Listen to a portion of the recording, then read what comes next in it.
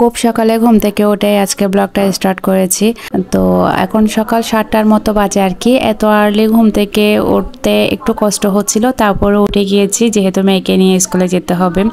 আমি বা যেমন তেমন উঠতে হয় আমার ঘরের কাজের জন্য। মেয়েকে এত সকালে ঘুম থেকে ওঠালে ওর মুড একদম খারাপ থাকে। তো ওকে বলছিলাম যে একটা হাসি দাও, ও খুব বাজেভাবে একটা হাসি দিল এই আর কি। বের হয়ে পড়েছি, এখন আমি গাড়ির জন্য অপেক্ষা করতেছিলাম আর মেয়েকে পাঠিয়ে দিয়েছি টিফিন কেনার জন্য।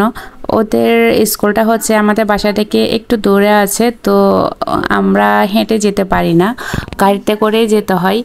আর খুব আর্লি যেতে হয়, কারণ 8টা 15-র মধ্যে হচ্ছে ওদের মেন গেটটা অফ করে দেয় স্কুলের, যার কারণে একটু আর্লি করে বের হয়ে যেতে হয় বাসা থেকে।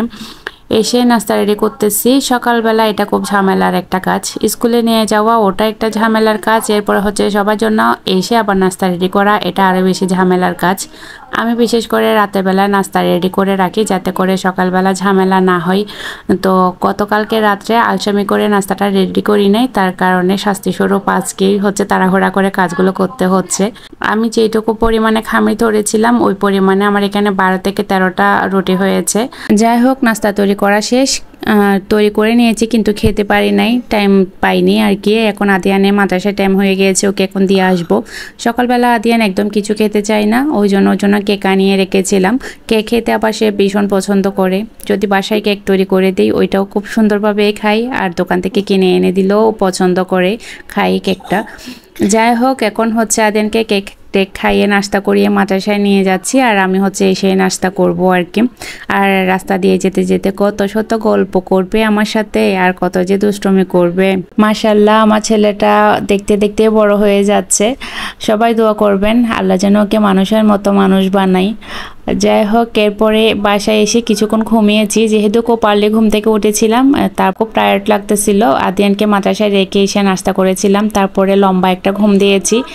এরপরে 11টার দিকে গিয়ে আদিয়ানকেও মাদ্রাসা থেকে নিয়ে আসলাম, ওর আবার 11টায় ছুটি হয়ে যায়। তারপরে হচ্ছে আমি বাজারও করেছি, মাছ কিনে এনেছিলাম। অফ ক্যামেরায় মাছটাও কেটে নিয়েছি, কেটে হলুদ আর লবণ দিয়ে মাখিয়ে রেখেছি যাতে করে মাছের গায়ের যে আষ্টে দুর্গন্ধ আর এক্সট্রা কিছু ময়লা থাকে ওগুলো সুন্দর করে বের হয়ে যায়।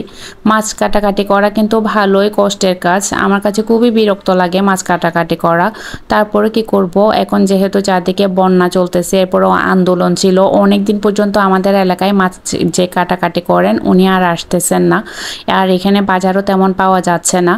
এই যে বন্যা আন্দোলন একের পর এক অজুহাত দিয়ে যাচ্ছে আর কি।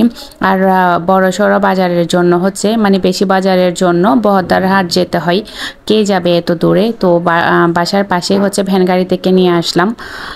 পটল দিয়ে রুই মাছ দিয়ে রান্না করতেছিলাম। মাছের সাথে যদি কোনো রকম সবজি অ্যাড করা হয় তাহলে কিন্তু খেতে ভালো লাগে না আমার কাছে, শুধু আলু দিলেই ভালো লাগে। মাছের সাথে আলু দিলে আলুটা আমার পছন্দের। তো আমার আম্মুর জন্য পটল দিয়েছি, আম্মু হচ্ছে মাছের সাথে পটল দিতে বলেছিল। তারপরে হচ্ছে কলমি শাক ভাজি করেছি।